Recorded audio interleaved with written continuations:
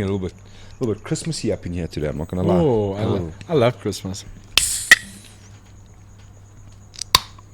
That one's for you, Monster.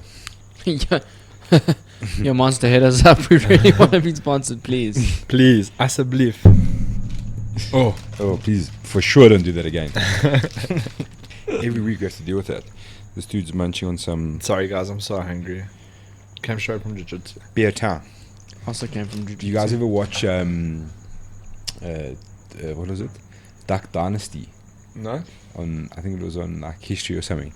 It's like these giant ass hillbillies that made $1 gazillion from like fake like duck dummies for duck hunting. And in the one episode, the guy, I think they came here or something. They were in South Africa once, and the dude ordered some biltong from South Africa and had it sent to America. Oh my goodness. And he's like, there's this whole like thing. He's like, what's that? He's like, it's beer time. Like, what? It's beer time. What's that? Beer time. What is it? It's beer time. And they have like this whole like back and forth. And he's like, what is it? He's like, beef jerky. So why don't you just say it's beef jerky? Because it's beer time. But beef jerky isn't anywhere near as good. Well, I wouldn't really know, but yeah, it's pretty cool. If you haven't seen Duck Dynasty, check that out now. Available in store. Durban Street Food Festival. That sounds good. definitely tickles my fancy. Hi, this is Manu Pariachi coming at you live from the Spice Festival in Durban. Yeah, check this push light here. Yeah, fuck you, man. Just to get the intro to Brave.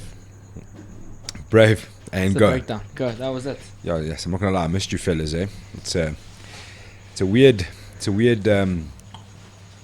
gig on your own. Luckily, I had the old Corporal Anton Geyser with me. That was pretty badass. Yeah, But, he dominated those photos, eh? How was it in general, Yes, like in terms of organization?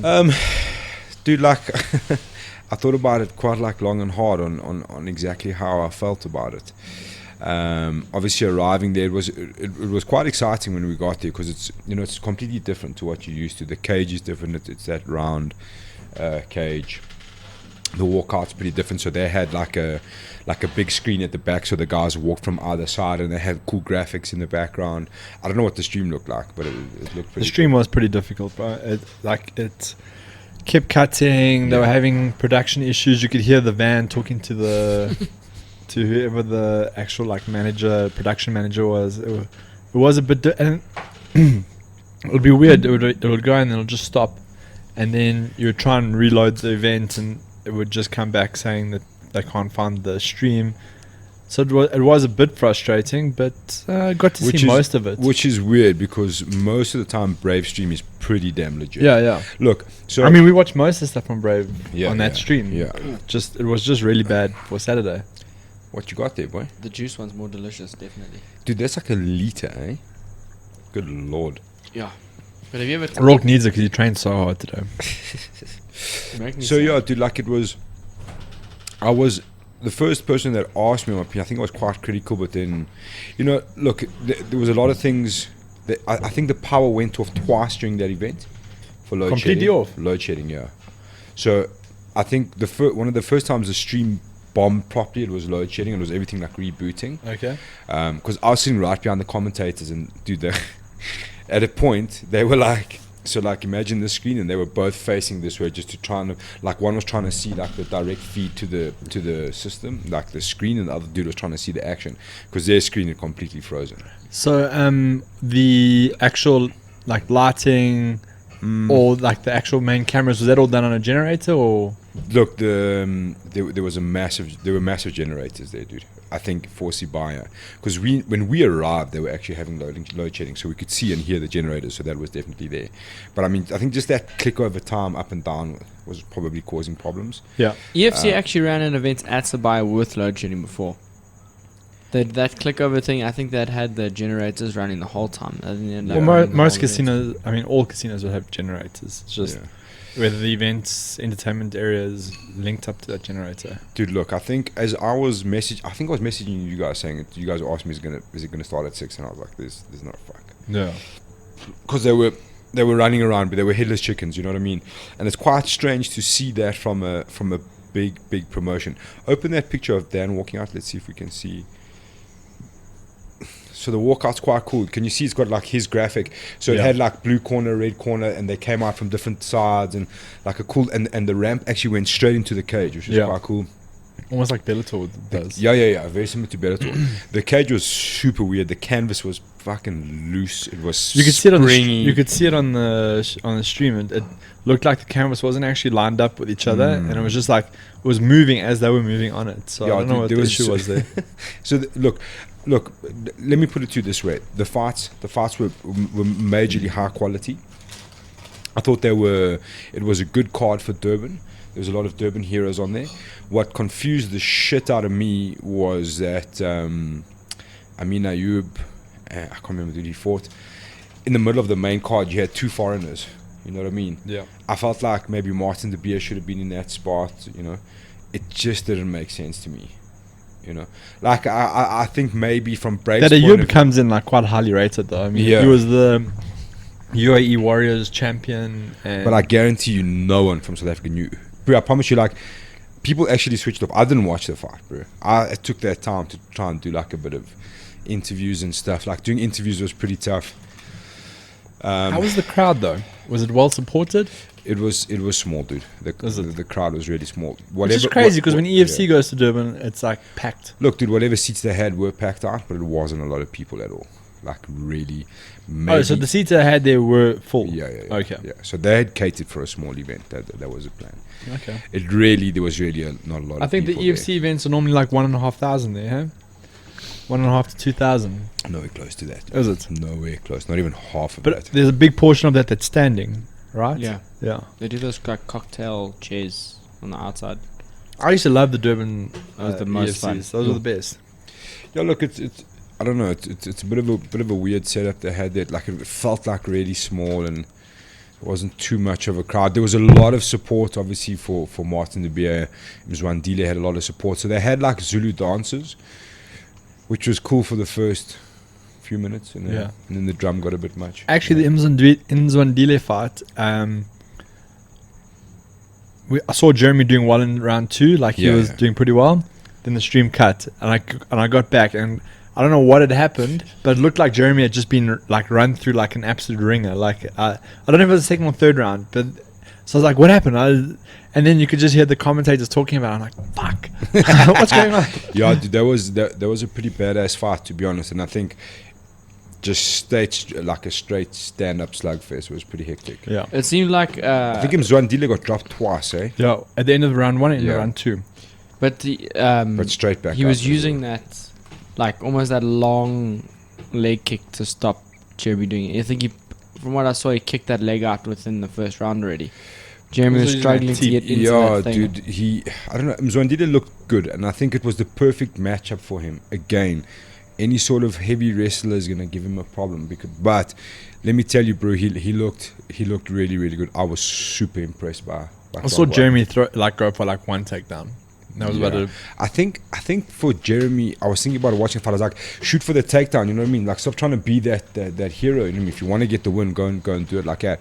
But I think physically and size wise, I just don't think he had much in him to like use that amount of energy to shoot. I mean, Mzwandile Klong was a fucking big dude, bro. He's a monster.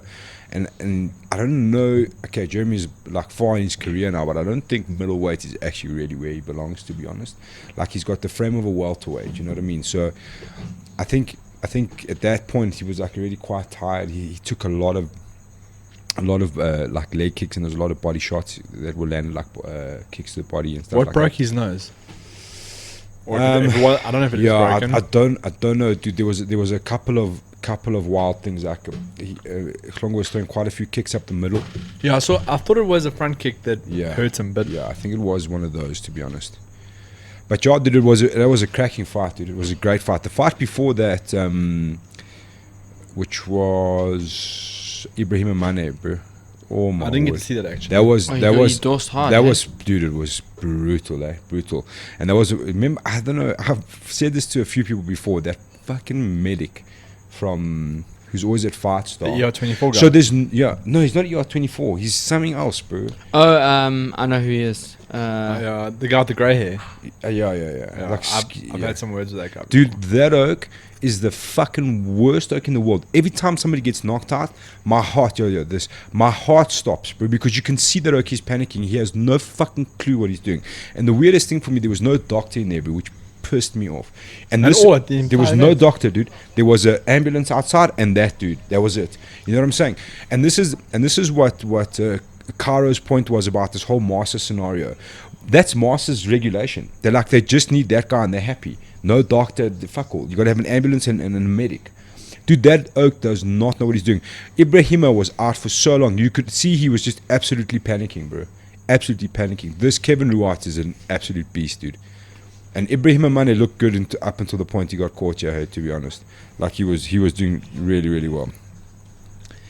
But yeah, this was a great fight, bro. It was such a like a good way to set the tone. This was, me and Anton were saying this is fight of the night until obviously Jeremy and Klongwa happened.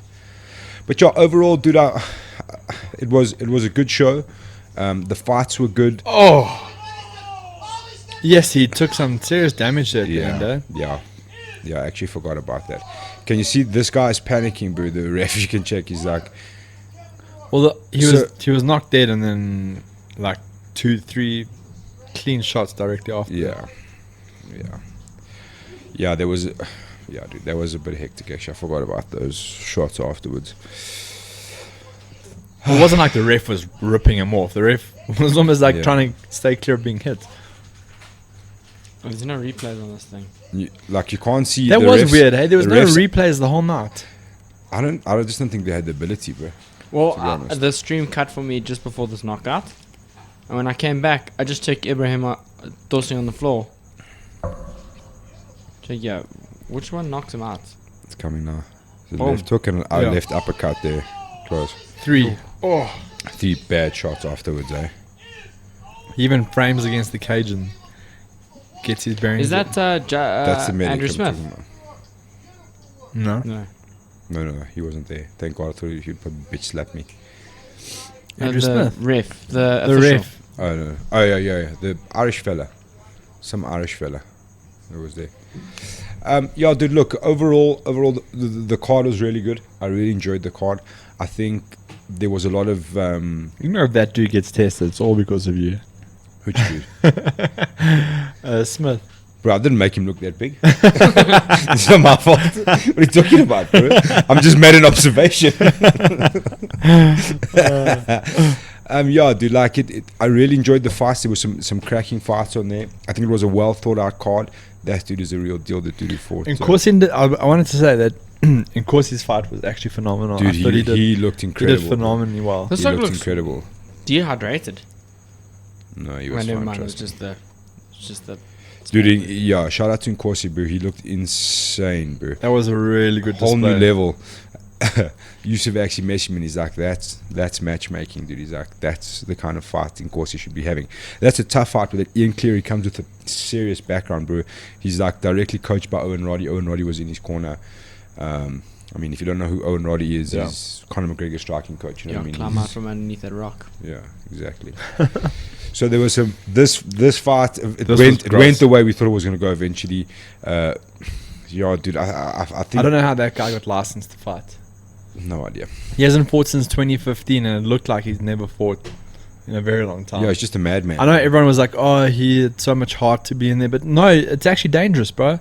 British could have damaged the Sark seriously. Dude, and like British was very hesitant. It was like very difficult to watch, Yeah, bro. yeah, it was horrible, bro. British was like very hesitant, bro. Like he was making a lot of mistakes which you can look past. I mean, it was his Debut, first, his pro debut. So he was quite hesitant. You know, there's a lot of like standoffs. Like come to the middle and like, I'm like, bro. If I was British and if I was British's corner, my instructions. I mean, like Francois Meyer and me were like carrying out instructions like via his corner, but you know what I mean? Like there were so many opportunities for leg kicks, especially like an inside leg kick to follow with the left hook. The left hook is what eventually knocked him out, which we had called for 1,000 times, because every time British fainted in, Matt Randon's hands would completely drop, and every time British would just load up on that big right hand, he would move to defend with both hands. You know what I'm saying? So we're saying trying to like a more experienced corner, with all due respect, and a more experienced fighter would have finished that halfway through the first round. So there were so many obvious mistakes in Matt Reynolds' style. And the craziest thing, these oaks are now from the same team, so they had. Are they from the same team? Yeah. So I think Ferdy and JD were in Matt Reynolds' corner, while the rest of his team was in British's corner, which was super weird. You know, I mean, I think British gets a pass for this fight, just purely because this fight was made on very short notice. Yeah.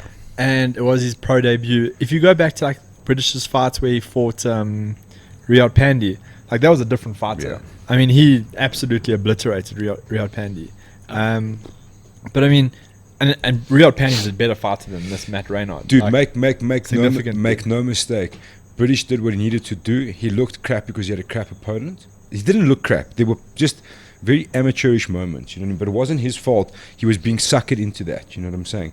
Where like a good bit of direction from a good corner would have wrapped that up. It's kind of like quickly, when you're grappling like a negative grappler. A negative grappler. Yeah, exactly. Like you look shit because they just don't want to play the game at all, bro. 100%. That's exactly what was happening. Dude, I like British. I think he's, especially for a promotion like Brave, I think EFC missed out majorly here. To sign this guy. Talent, he's got the look. I think he's going to do well. It would probably explain why William didn't respond to my message saying that Matt Reynolds was useless against British. Yeah, dude. But overall, look, it was a cool event. You know what I mean? Most of the feedback on the ground from the people that were there was pretty positive. I just think a bit of misdirection, like not a great. I think that they were very unorganized. That's the best way I can describe it. There was a lot of panic in the beginning. I feel like the show could have been better. The lighting, the rig, all of that stuff could be better. The cage, which was done locally, was a piece of shit. So they didn't bring in a cage? No, from what I understand, it was put together locally. What are they going to do with the cage now? Give it to us. Well, what are you going to do with the cage? Well, dude, have you seen Marsa now are promoting events? They were catch Brave live at 7 o'clock on this whatever. You know, Raymond Phillips there in his best suit. I've never seen them do that for the EFC, so I don't know what that's all about. I thought he was. I don't think he's allowed at EFC. I hope he is. He should be banned from fucking MMA. Yes. What's happening with the Marsa EFC situation now? So from what I understand, that's been patched up. The show is going to go on with MMA SA. MMA SA have sorted out the sanctioning on the condition that Bertus is actually going to step down. That's what I know. So when does Bertus officially step down? We wait to see. Do you have the champagne ready? Just Yeah. Definitely got a face for radio, eh?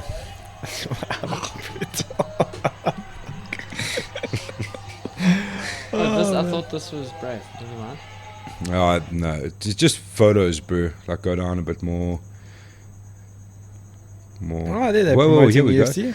MMA SA officials will be cage side as usual this Saturday night, officiating in aspects such as refereeing, judging, timekeeping, scorekeeping, cage and corner security, cutmen, and backroom inspections and coordinators. Let me tell you something, bro. Okay, so in other words, that whole thing that was really distracting for the RMF guys going over, our guys competing internationally, was just a waste of time. All of that. Pretty much. In the end. Okay. Listen, bro, and this is what I was saying. This is the best way I can sum up this whole Brave thing, and let it be known, Brave was up against it. I think they faced a lot of problems with like weather, and it was Matric Vac, and it was Ruiz Joshua, and there was this and that going on. There was a shitload of stuff happening. Exactly, there were power cuts and all of that. If you have to ask me how do you compare EFC to the Brave, and this is very important, to the Brave we saw in South Africa is not I don't think is the Brave you see around the world. I have to be honest with you. I'm not sure it's a 100%. Look, that Bahrain event that they did where they gave that 6 kg gold belt to that one dude, like that event was hectic, bro. The one that Steven Gonzalez competed on. I can't imagine that this was anything like that. Not even close. So, you know what I mean? It's like and it looked like EFC was the professional promotion, and this was the amateur promotion. That's the way I saw it. You know what I mean? I've honestly seen Fight Stars events decked out bigger than this. Interesting. So I'm still very interested to see what they're going to do with that cage.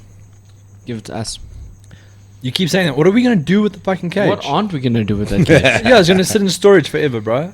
I'm putting that cage up somewhere. Well, listen, I got space in my garden. It's got to get it approved past my landlord. Your wife. Think of all the things you could do with that cage. I can just fill the pool up. Yeah, lad. So it was cool. I'm glad I went. I'm glad I got to see it. It was the third promotion for the year for me, which was pretty badass. Yeah, did not get a lot of sleep. I'll tell you that much. Me and Anton both decided to book the earliest flight possible and then walk Umhlanga flat. And let me just tell you guys, there's fuck all happening in Umhlanga on a Saturday at 2 o'clock in the morning. Oh, you didn't have accommodation or anything? No, we did. But it was Anton's birthday, so we had to have a beer. Okay. You know, so yeah. I made a mistake. I did like a 24-hour and I decided to just... Anton was... I'm not going to book accommodation. I'm just going to keep going. Anton was fishing. He's like, we got a short night. We can make some decisions here. And I'm like, dude, I'm going to sleep, even if it's for an hour. You always have the intent, like, when I did it, flew in the morning, was meant to fly on the first flight out the next day. I was like, I say to my mate, I'm definitely not... I'll talk you through it now. I'm definitely not booking accommodation. He's like, no, I'm booking accommodation. I was like, I'll go. Keep operating, everything goes great until you hit 2 o'clock, bro. Then, like, the actual, like, riffraff starts coming out, and you're like, definitely should have booked accommodation. I deal with those riffraff for a living, boy. Boy, just minimize, yeah? Remember that Durban? I think it was a Durban card. I have to minimize that as well. Just look for that air parrot bottom, down. There we go. Double click that. Any cast go down.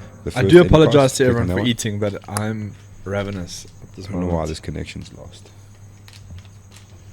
Wait. There we go. Booyaka.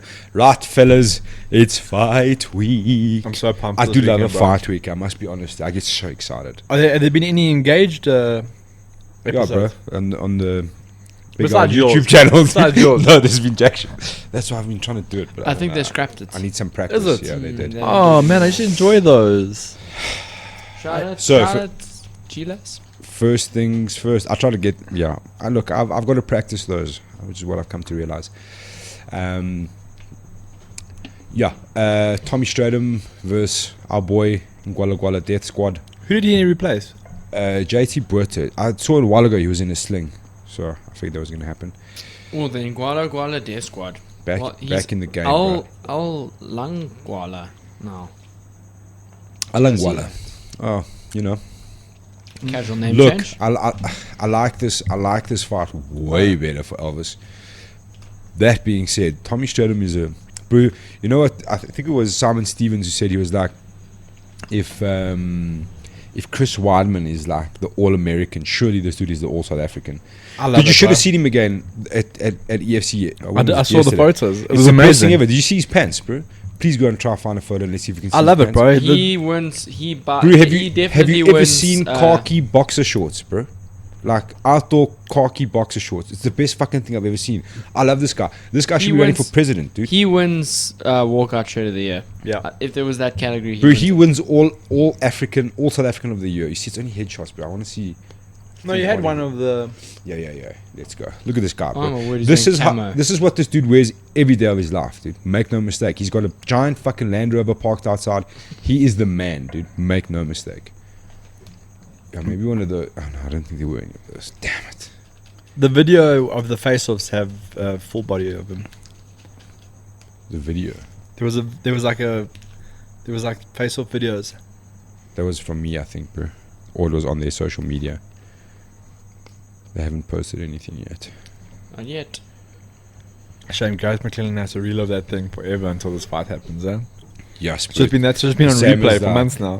Torbjorn Madsen has to watch himself get spinning back. Ndile threw like 4 or 5 of them, eh? Yeah, that's like his go-to now, bro. Yeah. Is that cool? Let me see if I can go viral. Obviously, Cameron Simon, Corne Blom, that's one a lot of people are excited to see.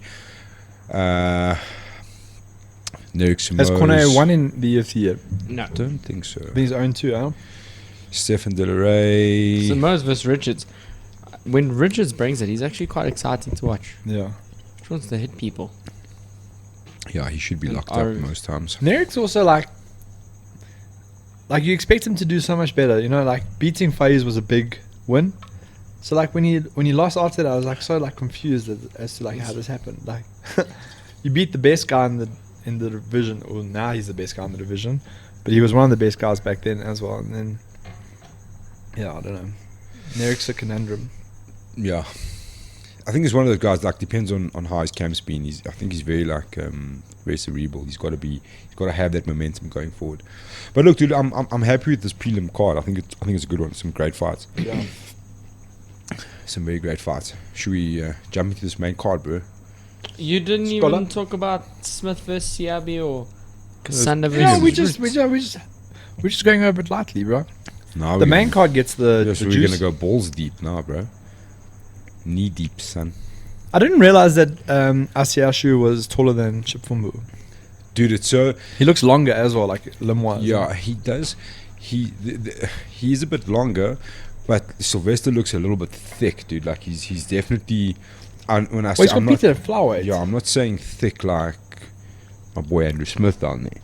I'm just saying he's done the work. You know what I'm saying? Like, he's looking in I'll serious good nick. never avoid an opportunity to take like a quick jab at someone. Eh?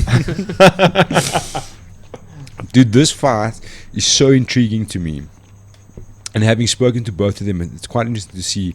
I mean, obviously, Asiashu is very quiet, very extroverted. Well, they both are, to be honest. But, like, he doesn't give anything away. Introverted, you mean? Yeah, introvert, sorry. Doesn't, like, really give anything away. He's very to himself. He's trying to, like, pull something out of him. You know, he's like, we'll be a great fight, whatever. That's the fight I'm most looking forward to, I think, this whole year. My thing is, Please don't grapple each other. Here's what I want to. Yeah, but this is what I want to ask you. You got two guys with like a very similar sort of stature. They're both long. They're both rangy.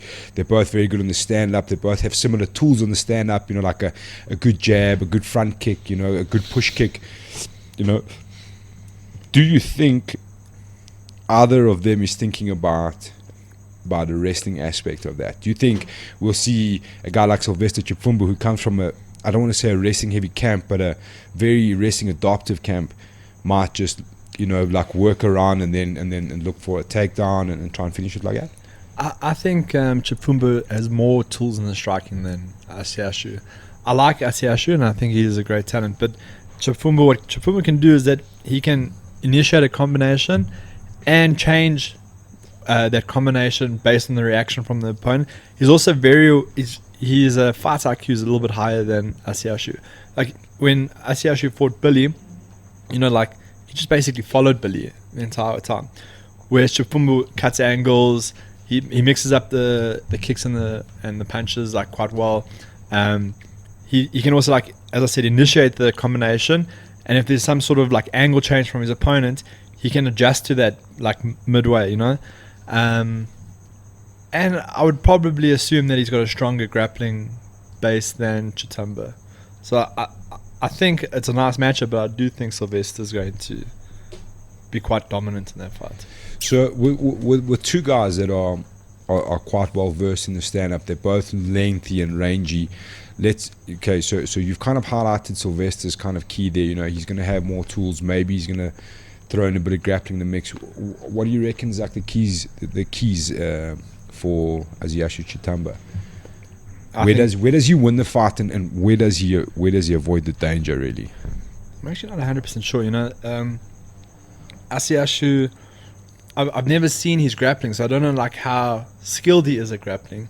You know, but I mean, I would imagine to beat Sylvester is you'd have to get him onto his back, push him up to the cage, take him down on the cage, pressure him there, try and lock him down, ground and pound, try and make him make a mistake on the ground so that he can expose his back, and then try and go from there.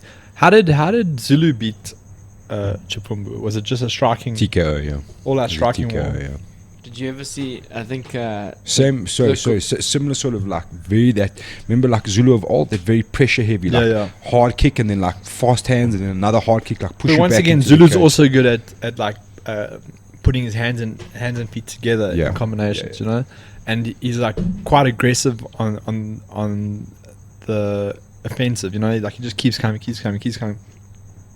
Chitamba's like a little bit more like calm and mellow, and he likes to take his time and then explode with something, and then take his time and explode with something.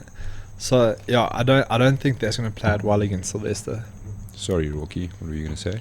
No, that fight with Zulu like coasted that first round because I think he wanted to see what was going to happen. Download the After data, bro. he was talking to people outside the cage after that first round, and then turn it up on the second, third. Well, the thing is that at like a very high level, when you've got two like high level strikers, they're making like minor adjustments in the first round, you know, trying to get the footwork right, trying to get the range right, keep adjusting, and then a lot of like the really like top level strikers, they'll start pulling away in the second round and just start, because then they understand like the dynamics of their opponent. The biggest thing about fighting is there's so much unknown, like what's going to happen, you know.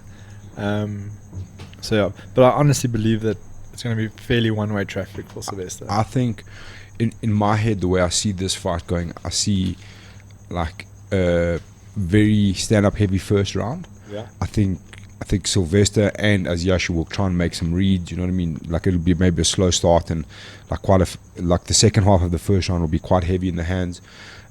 Maybe we get to see some good exchanges. Depending how that goes for Sylvester, if he feels comfortable there, I think he carries on and looks for the finish there.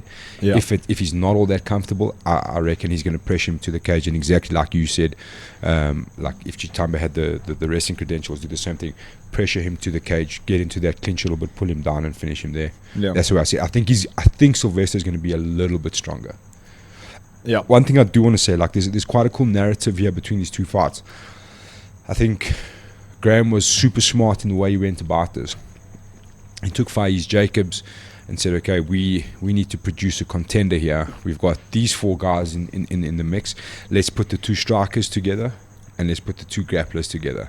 Not to say that Devin Cronje and Kutendon are both grapplers, but it's going to be a more grappling heavy based contest and a more striking heavy based contest on paper. And I think that's really quite clever, because you almost guaranteed to have one of each kind of pop up, you know what I mean, for Thie's. Either you're going to get a very similar sort of like long rangy, unorthodox kind of stand-up fighter, or you're going to get a grappler. Either way, it's going to be super interesting to see how Thie's deals with that. I find like Marino is more of a striker with some decent like guard attacks from when it does hit the ground. Yeah. I don't think he's wrestling. I mean, I haven't seen much of his wrestling in the fights. And then Devon's like a very like wrestling heavy game, you know, wrestling, a little bit of striking, and then quite a dominant wrestling style. So in that fight, I see Devon pressuring with the wrestling. I see Marino trying to keep the distance and then pick him off with the combinations. So that's actually a very interesting fight. But I think out of those four guys, I think Devon's the only real grappler out of there. Hey? Sure. I don't think Marino's going to try and grapple. I mean, there's no secret to Devin Cronje's game plan is to get the wrestling involved wherever and however he can, and as fast as possible. No, 100%. But I think also, like, you know, Marino's pretty handy on the ground. He knows his way around. I mean, I think Marino said he started in Muay Thai originally. That's where he comes from. Him and Demart were under Dimitri Balianos at Undisputed. Yeah. And I mean, that was a kickboxing facility, kickboxing, Muay Thai, whatever the thing was. And Marino's got some great kicks. I mean, he beat Jason Manamurv with that body kick, and then followed up with the uppercut. He's had a couple of like decent wins that have resulted from his striking prowess, but yeah, he's also caught a couple of submissions. He's also, by some miracle, quite substantially bigger than Devin Cronje. Yeah. I didn't, and I mean, he's he a legit flyweight, yeah. And he's made flyweight. But he's substantially bigger than Devin, which is quite crazy. Like when I saw them, because they were actually, it's quite funny, like in the clip they were discussing something before their fight. But substantially bigger, which is quite interesting, and especially for a guy who's quite friendly with each other. Yeah, super friendly. Quite interesting when you're going to be adopting like a very wrestling heavy game. If there's a couple of exchanges and scrambles that aren't going to go your way, you know, like we don't know what sort of where Devon's been. I mean, Graham was hinting at him. He's been spending a lot of time at the PR with Zulu, which is going to help. Yeah, him. that's I wanted to just touch on that. Is that there has been a camp change there for Devon, which is always difficult, regardless of which way your camp's going. Like, if you lose a camp or if you move to a camp that's meant to be better, it's always difficult having your first fight under a new camp. Because where is he now? I think with the PR. Free agent. So look, but when I was at the PR, he was kind of training with Iga and Zulu, but there was no real direction, and that's always a concern. You know what I mean? When you've got when nobody's putting it together for you, and you kind of just adopting, especially a young guy. You know what I mean? Especially you're not GSP, you haven't been around the block, you don't know how to. You might think you know how to train, you know, but you don't have someone directing and guiding and putting you through those paces. That's always a concern. It's always difficult being the CEO of your own camp. Exactly. Whereas Marino, we know, comes from a very structured, very disciplined camp in his adopted sort of hometown, you know what I mean, with a big team, a big pile of support. Look, for me, in those aspects, Devon Grenier, his back is against the wall here. I think he's going to have the CRT guys, he's going to have a very hostile welcome in a very hostile territory. Yeah. He's going to be, everything's going to be new in terms of camp. Who's directing him, who's cornering him, who's telling him what to do, how invested are they, how interested are they, what has he been doing, what sort of training has he been doing, you know, like what's his strength and conditioning like when it's going to be dealing with a bigger sort of guy. If he can't get the resting off, can he survive in the stand-up? Oh, dude, a lot of questions to be asked. A lot of questions. But that's what makes it exciting, huh? Yeah, 100%. And this next fight is one juicy. I saw Saxon got his purple belt the other day. Did he? Shout out to Saxon, congrats. From Brandon Hoffman. Dude, I've seen Mark so many William. belts being handed out in different places. I don't know who's who anymore. So I think when we started counting, we were on like low 40s, and I think black belts in the country. That was like a few months ago. I think when me and you did that list, or after that. No, I've done like an official list, like so I did the original list for Jitsese. I used to run Jitsese, and I did like an original list, and then like I kind of got interested in maybe doing it again. So it took me a couple of weeks, and I put it together again through whatever information I could find. Yeah. And it was like, at the time when I first did it was like 44 or 45, I can't remember. Now I think we're sitting on 62 over the past few months. Even 45 freaks me out. Like, the community is not that big. Do you know what I mean? That being said, there obviously are these old dogs who have been at it since whenever. Yeah. You know what I mean? Like, I do understand that. But even 45 black belts to me seems crazy. How many of those are Hicks and Gracie black belts? I was waiting for that. How many of them are wearing boat rope? Okay, wait. Let's finish this. Yeah, no, and listen. then Let's save that for another day, because I think we're gonna get a guest on here who's gonna come rant with us about that. Fuck. He would have been here tonight, but yeah, last minute. It's all good. he was busy taking a trip to Cape Town to go to CGA Academy.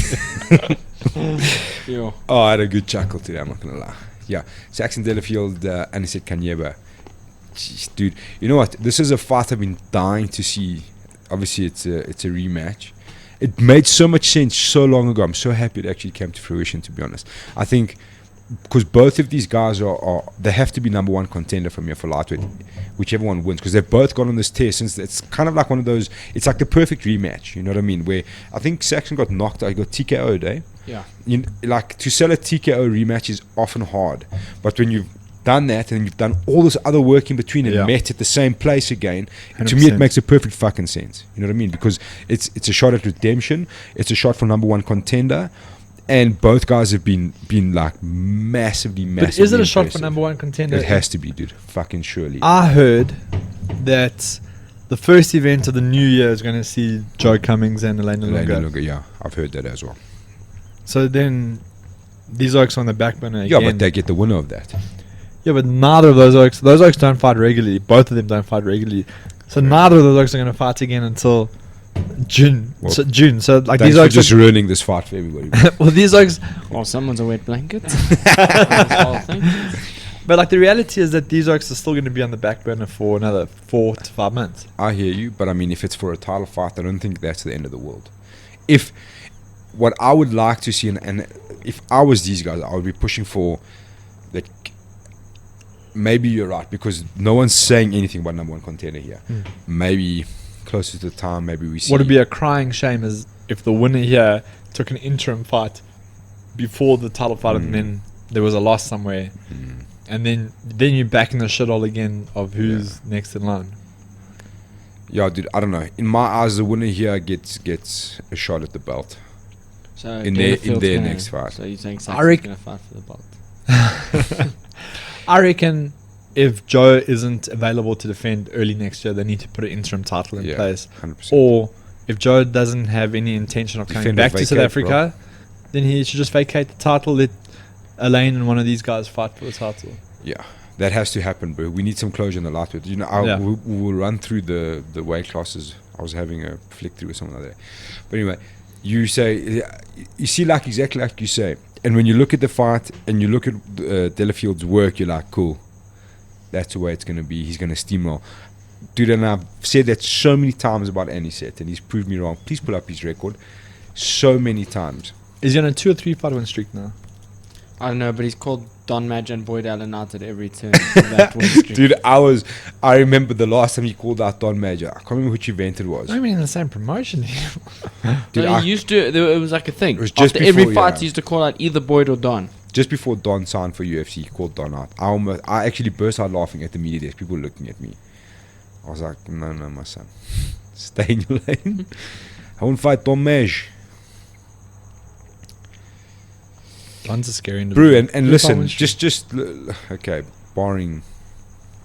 Anyway, Split. let me know. Oh, the split decision. I know what you're But gonna say. listen, that's an impressive resume for South African MMA. Cameron Pritchard, Petey Coxon, Dino Bagatine, Jason van der Merwe, Saxon Delafield. Okay, let's get Who's into that guy? it. Akosi, what? Akosa Imwin. I don't even remember that guy. I've never heard of him in my life. Go back down. Who else he's got wins over? Amos. You struggling in the beginning. Anthony Mailer, Tyron Bester, Jeff Madiba, Tumisang Madiba. No. Ah. Chalomba Malumba. This Then is no that, contest this against is that Tumisang. fight that he pulled a what's his name and grabbed his eye with this Tumisang fight. Yeah, I remember that. And then they ran it back and, And he then got he got- sparked. Yeah. What's his record at now? Dude, the Soak's 11 also and been 9. he's been doing this he's been doing this for a long time already, eh? 11 and 9, 20 fights in the EFC. Mm-hmm. Shit. All in the UFC. Dude, Well, yeah. that's Did he have an amateur career? No. came straight from the club. Look, dude, I like Anisette. I think he's a funny character. I think he's got a lot of He's heart. definitely got a big following. Yeah, dude, and he's got a heavy, clean one too that seems to cause a lot of problems for a lot of people. But I just don't think He's not a junkyard anymore, is he? Brothers in Arms. He's with Conrad. Yeah. I think he's like the I mean, two he's just fought a couple of junkyard guys. yeah, he's like the 2IC there. I think under Conrad. Yeah, dude, I like Anisette, but I think he brings a different flavor. But I just think Saxon is on a different trajectory now. I think that He's definitely loss. found his vibe. I think that loss actually set that fire under his bum, bro. To be honest, he was like, Was it fuck. after that loss that he went to Cape Town? Yeah, I remember he missed weight by like 500 kilos. Which is like used to be a constant problem for him. Yeah, he like missed weight, showed up there uninterested, got knocked the fuck out.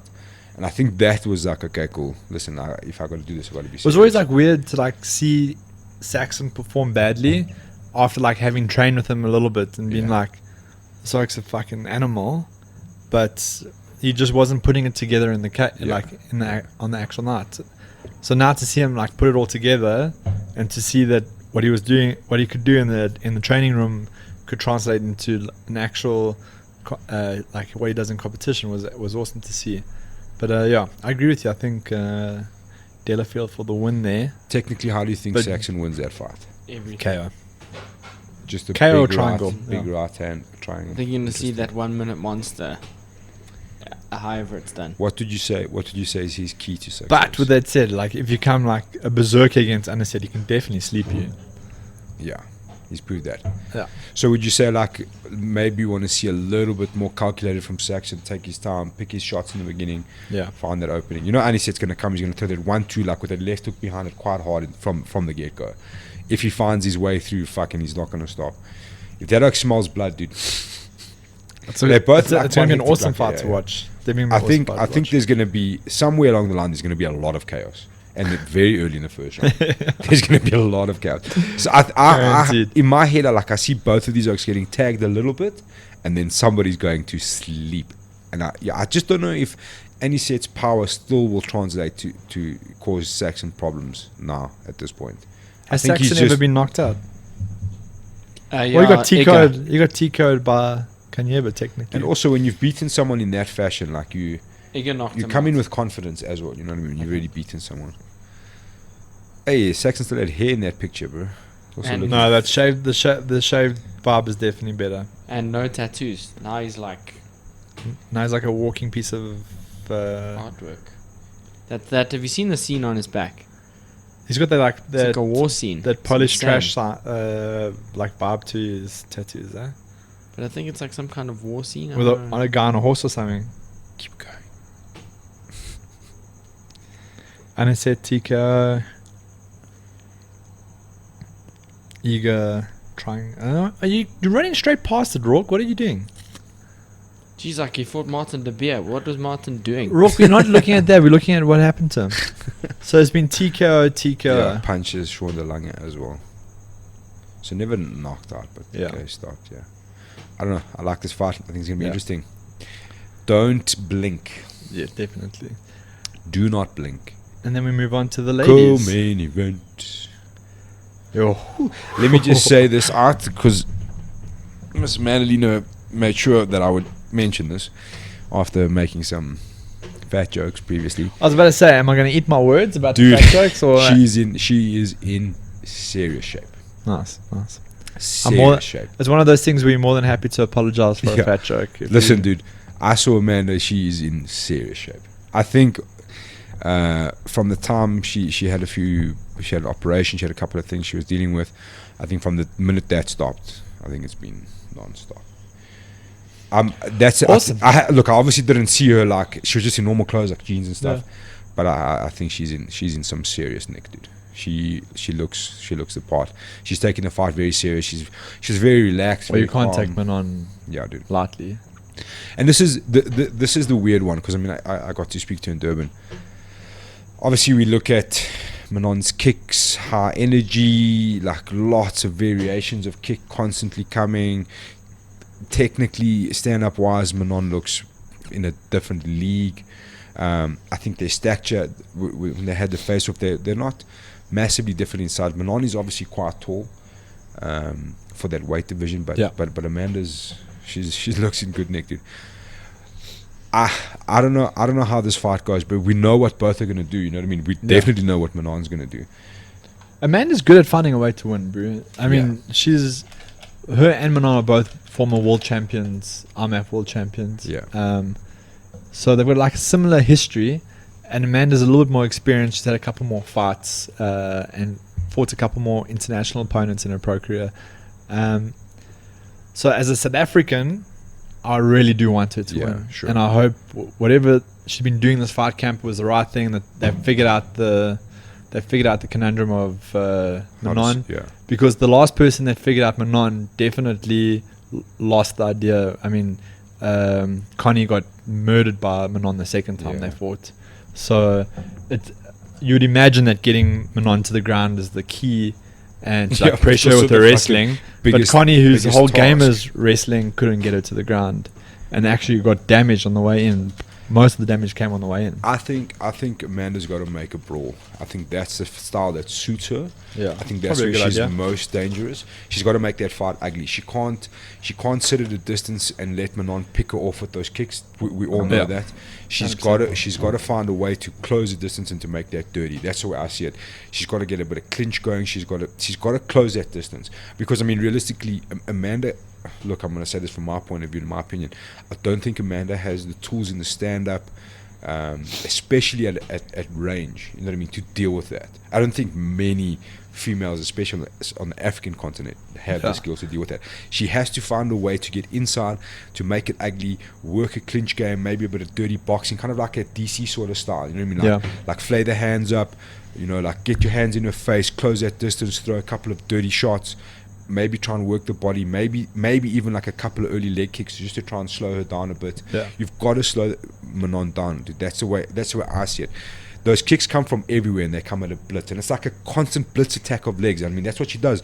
She'll use her legs, keep you at a distance, close her distance with the hands, and then straight back out, turn off from the angle, and she's gone again. You know what I mean? So Roarke, can you find the video of Manon Connie the first time they fought each other? It should be like IMAF Europeans or IMAF Worlds that they fought each other. I'd love to see how Connie beat her the first time, and I can only imagine it was just a heavy top game wrestling put on her back. That Liam McCourt's like got quite a bit of a following now, hey? I don't think we'll find it. No, but those IMF videos are very easy to get hold of normally. BigAl podcast, bro. Okay, maybe it's not there. It's a Mandalina old school. Bro, just do me a favor, Roarke. That video where they're having that face off, just play that. EFC for sure don't kick us off. Just to get like a little glimpse of full screen.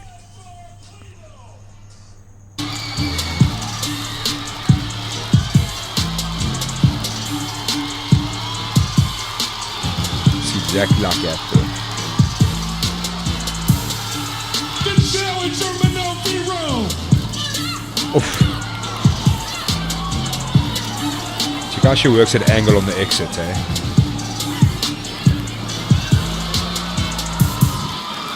See, when she closes that distance, I think that's where Amanda's got to make it dirty.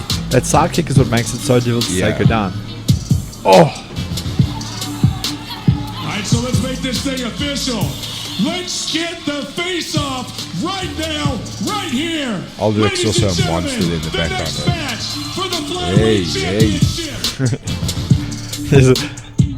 Both the co-main event and the main event's very hostile, eh? Yeah. There's definitely no love lost between any of those people. Yeah, dude. So I think for Amanda, she's got to find a way to make it dirty. She's got to like get that distance closed, and I think Manon's just got to do what she does to win it. But it's going to be a cracking fight. Yeah, I think it's going to be a great fight. I kind of see this fight going the 5 rounds, dude. No, I don't see it going 5 rounds. I don't know. Not even a chance. I'm interested. Where does Manon live in France? Does she live at sea level? Geen idee. Just Google there. Where does Manon live in France? We'll see if that pops up. No, it'll come up on her EFC profile. I think she lives in Nice, if I'm not mistaken. How's your French geography? Very good. Been there a number of times. Yeah, It's Nice. She lives at sea level. That's nice. I've actually been to Nice. Honeymoon. Is it at sea level? Yeah. May the force be with it. Cornelia home. That's unbelievable. Should have just asked, boy. We could have told you this. I'm just. Oh, still nothing. Cornelia. Connie's got another fight coming up now in Europe. Go, wait. Oh, Up, hold on. Different one. no, up one. Home versus Menace.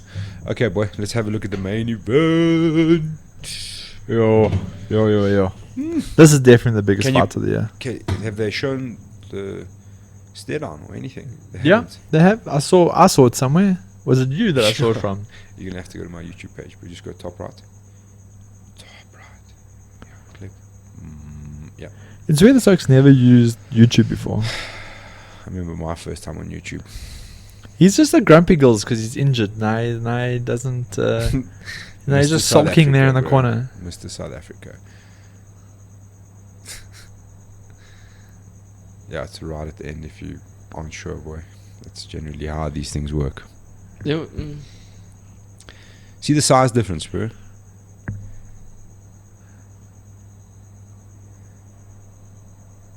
You can for sure give us some volume. I'm trying. Dude, this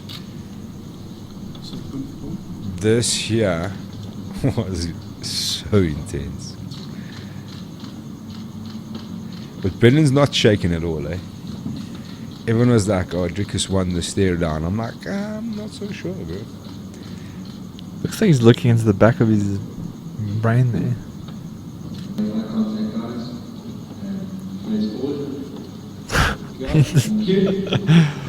Oh my goodness.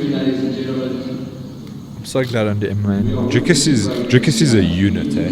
Because Brennan Lazar is not a small fella. Yeah. He is a unit. Dude, this fight is so intriguing to me. It's so intriguing to me.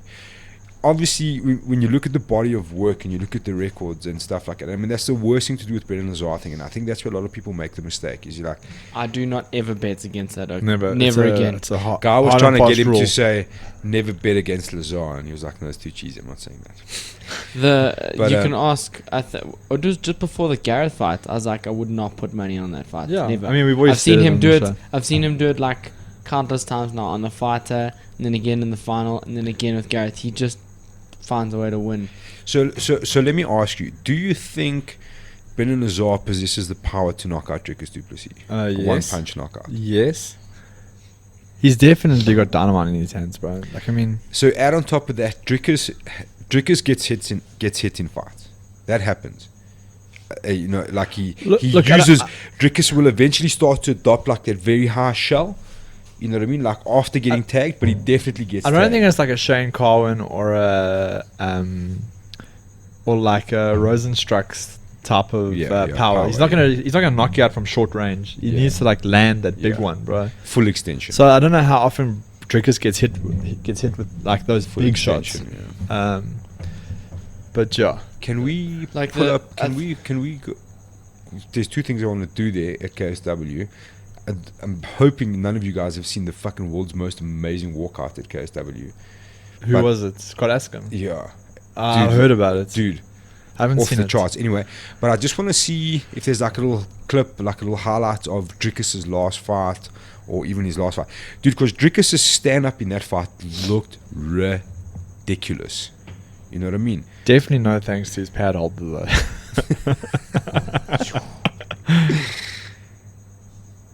Yeah. Which one was it? No, I can't remember. It was that weird dude with a ponytail. Well, even let's have a little look at the first Solditch fight.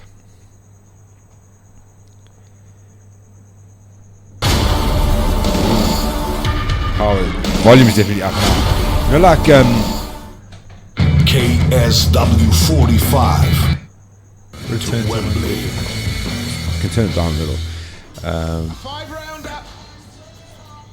Those are the numbers.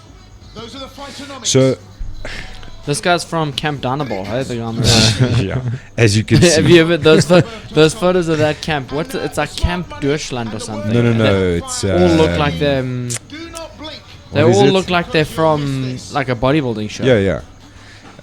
What's the UFD gym? There it is. Yo, I dig this. Why are people not doing this in the EFC, dude? Oh, the body tattoos. Yeah. Oh, it's illegal in a lot of promotions. Why? Just because it's so for a lot of promotions they won't let you have certain sponsors. They have to like approve your shorts, like sponsor your shorts and all that. I'm not 100% sure. he looks small at welter, eh? Well, small in comparison. You know, to he what looks now. like skinny, hey? It's like a weird build at welterweight. I think middleweight. That's another thing to remember is Drickus is pretty damn dangerous at middleweight, eh? Yeah. He hasn't lost at middleweight, has he? I He don't beat think so. Bahati and his last fight was at No, well, middleweight. Gareth was a middleweight. No, but I mean he was also 4 years old. That he can't be far off like a UFC Bellator 1FC. Problem is if that like a lot of these KSW guys don't go to the UFC because It's just they- life's too good at KSW. yeah, or they take a pay cut. They Yeah. take a pay cut to go to the UFC because they're gonna go on the entry level program, which is like 10 and 10 or 15 and 15, and these are actually getting like $20,000 and $20,000. See, yeah, Drickus got rocked.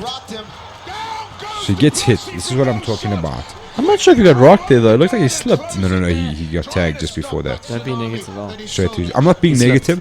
I just want to point out. Coming from Mr. Grumpy Girls over there. I just want to point out two very important aspects for me of this fight. Yeah. One, Drickus does get hit in most of his fights. Not to say that he gets knocked out, but he does take shots. Does Brendan Lazar have the ability to turn his lights out in that one shot? And can Drickus avoid that? The same being said, because Drickus can put your lights out as well, quite comfortably. You know what I mean? Yeah. He's got a very you see, like I'm saying, like he uses that very high guard now, and he's on wobbly legs here, bro. You know what I mean? This was the first fight, but yeah. That's genius, bro. A fight of 22, 23 years old in that kind of position to get that takedown. You can take it towards the end here, boy. We can just see how it ends, and I think it gives us quite a good look at it. Yeah, go back. Yeah, let's watch this last exchange here. Because I think this is like Drickus' sort of go-to exchange. See how different it is when the confidence is, the momentum is going his way, and he's pressing forward. You know what I mean? He'll kind of throw little strikes, and then he knows when to turn it on, but that one just Here it skimming comes. across the Yeah. chin. Again, looking for that Left hook, bro. Down goes the champion with a big Very shot. high guard, right arm, a big left hook. I think if the way Drickus wins that fight is very similar to that, like a reckless engage from Brendan Lazar. That's why I wanted to show that. I think that's exactly how. If he is to win the fight, I think that's something very similar. It looks With that- skinny there. I With like that both sneaky of, I left like hook both shot. of these guys. That's the problem. I What like do you? Brendan, I like What are Drickus a lot. the keys to winning this fight for Brendan Lazar? I think Brendan must grapple his face off. That if Brendan wants to win, he needs to take it to the ground. Brendan's not a slouch on the ground. His jiu-jitsu is probably better than Drickus's, but Drickus's wrestling is probably better than his. I assume. I haven't seen much of Brendan's wrestling. Also, remember, Drickus has had Mark Hume doing a lot of his jiu-jitsu over the last 10 months, Yeah. but less. So it's like I would assume that Brendan would make it a grappling heavy contest. I think Drickus wants to keep it standing and just bang, and then if he does get it to the ground, just pure ground and pound, like old school UFC style. What's his name? The guy with the beard. He like coined ground and pound. Coleman. No, not Coleman. The other guy. Randy, no, he definitely didn't have it. The bald dude. It was with the, bald. like, He had, handlebar moustache. no, he was bald, but he had like the Meneer moustache. It wasn't Mark Coleman. Dan Seven, yeah, Ah, like there you go. like Dan Seven style, like the realest man on earth, yeah. the manliest man on earth. Did he do the thing where he's like, I don't the only supplements I take is like A-grade beef steak or something like that. For sure. Alrighty, gun to your head. Let's go. I'm not going for... you can't put a bet No. on We're this gonna go one. through the whole card. We're not betting. We're just gonna go gun to head. Look. It's always cuck to pick fights, but Okay, just let's scroll down. see. Let's do it from the beginning. You got 1 second to reply. Okay. Koala got a death squad, you have to. Actually, no. Okay, wait, 1 that's second. straight You up. must just go like quick fire. Are we all going at once? No, Or no. Warren's gonna go first. Straight Simon, Samoy, Delaray, Smith, Roots, Shapumbo, Kutendana, Delafield, Go. Fiero, Duplessis. But I don't necessarily I don't want want that. to. I don't necessarily like. I hope Amanda wins the fight. Bet the house. I hope Amanda wins the fight. And yes, the main card is. Yeah, I definitely would be betting on this card. Okay, Roarke, you're up. Quickly, go. Stratum, Simon, Samoes, Delaray, Smith, Roots, Chipfumbu, Kutendana, Delafield, Fiero, Go. Duplessis. You just said the same Did thing. Warren he said. just copy Yeah. me? What a What bitch. a waste of time. Okay, let me. What a bitch. Let me You go. just, Let me you go. just let me lied go. because you know I can't grapple you right now. Let me go. Who, me? I'll break your other leg Yeah, for I'll you. Please just, don't. I'll just bitch slap you. very Next sad right dimension. Okay, I'm ready. Okay. I'm nervous. Why am I Just so scroll nervous? down and let him see the bottom of the card. Okay, I'm gonna go Tommy Stratum, Simon, Samoes. I'm gonna go Delaray. I'm gonna go Siabi, Rudy Roots, Chipfumbu, Kutendana, Delafield, Lino, Duplessis. Okay. So that whole thing about not betting against us, I see we've all done.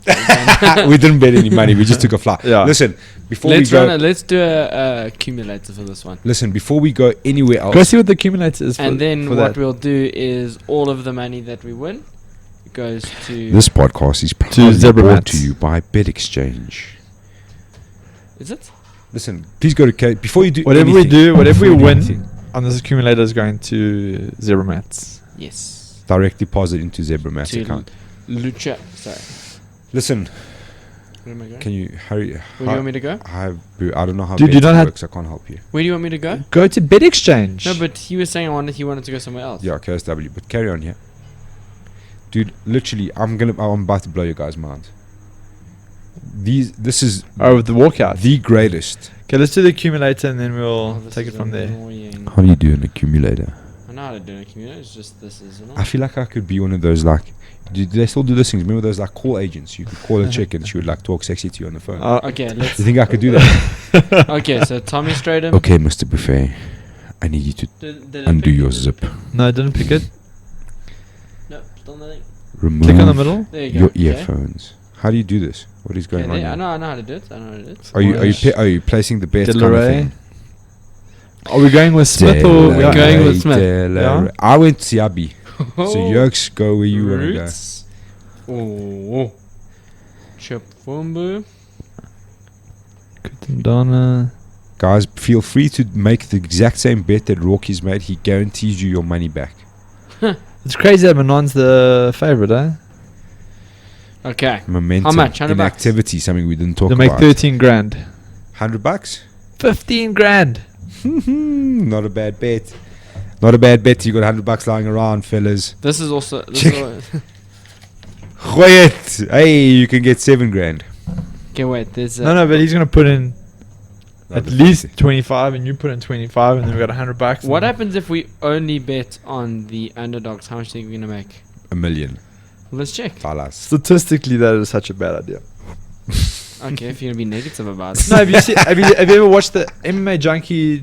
I don't know if it's MMA Junkie actually, but one of the athletes actually tracked the Greek underdogs, like the favorites versus the underdogs. Oh And my it's God, generally- bro, look at that money.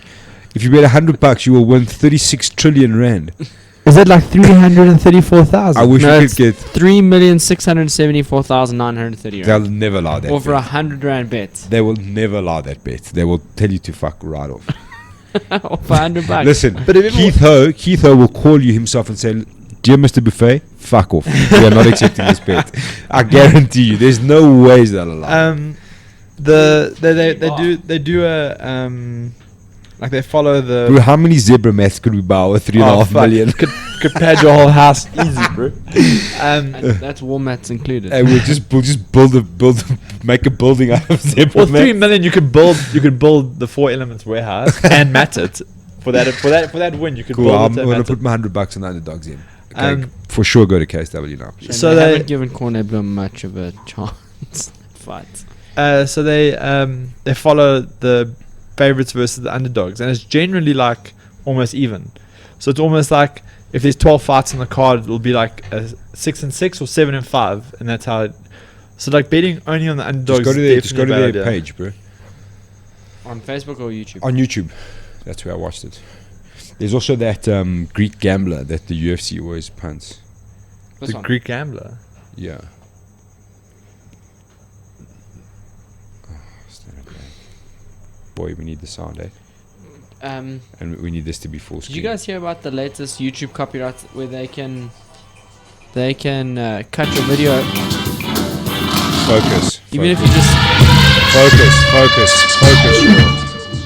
Make this full screen, dude. I don't know if this is Was the this in one. Poland?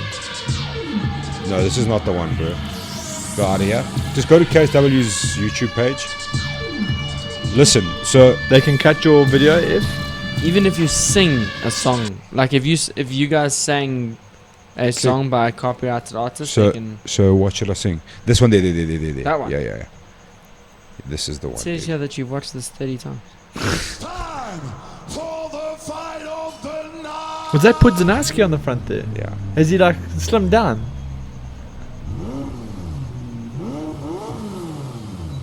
Give us a little bit more volume. if you're listening to this on audio, you 100% need to go look at KSW52 Scott Askham Mohamed Khalidov.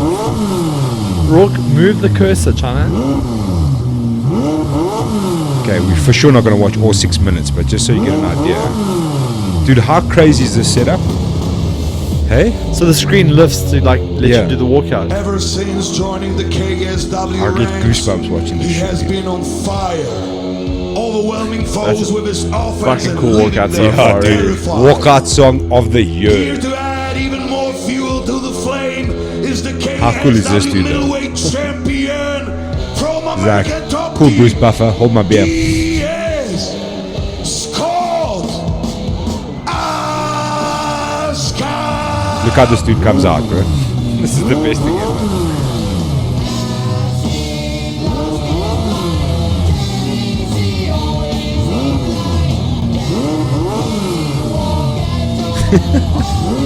Oh my goodness, bro.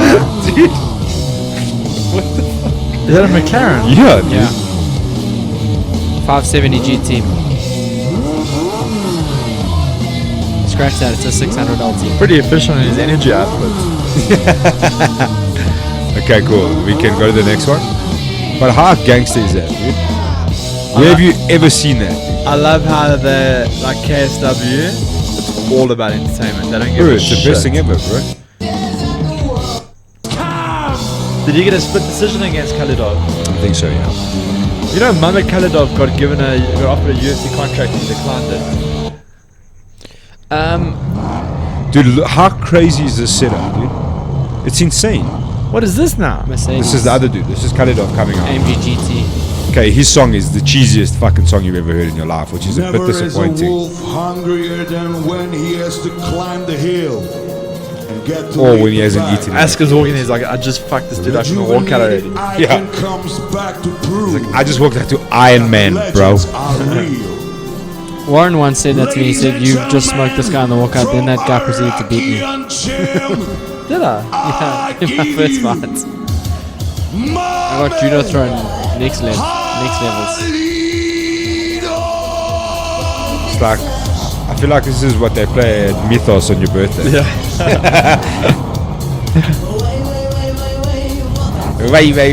Way. Yo, listen, he definitely loses this walkout. Yeah, and then proceeds to lose the fight.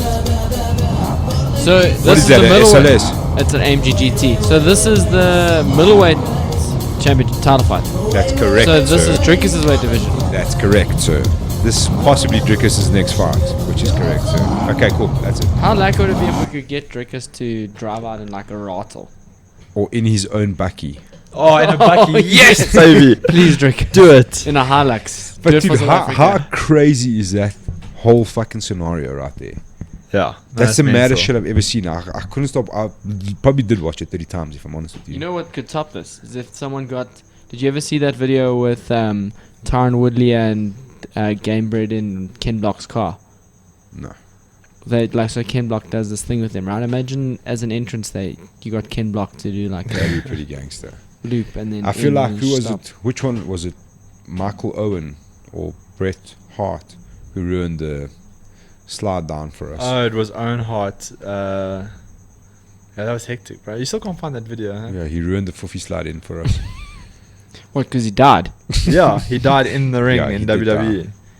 Oh. He wasn't like latched What's in. the best about WWE? Everyone's like, yeah. They're like, okay, guys. It's a great storyline. Great storyline. Cool. No, Now he's gonna come back from his death and beat everybody. No, They're like, literally no, listen, guys, he's really dead.